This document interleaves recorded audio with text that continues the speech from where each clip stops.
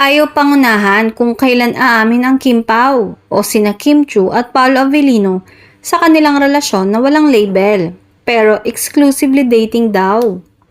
Botong-boto at bagay na bagay naman silang dalawa dahil parehong matino, successful sa kanilang career at parehong may mga negosyo, kaya hindi pwedeng sabihing nagkagustuhan sila para maggamitan. Guwapo si Paolo at maganda si Kim, kaya kung sakali umanong magkatuluyan, ay tiyak na ang kalalabasan ng itsura ng magiging mga anak nila.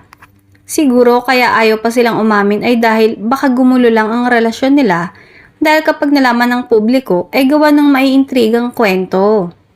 Ayon sa source, tanggap din ng kani-kanilang mga pamilya ang isa't isa, kaya wala talagang problema.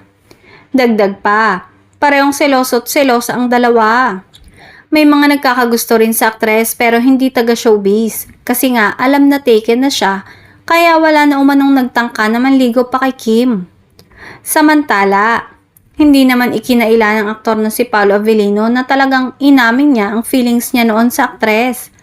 Kahit umano noong nasa GMA7 pa lamang ito, ay si Kim Chu na ang celebrity crush at pangarap na makasama sa isang proyekto.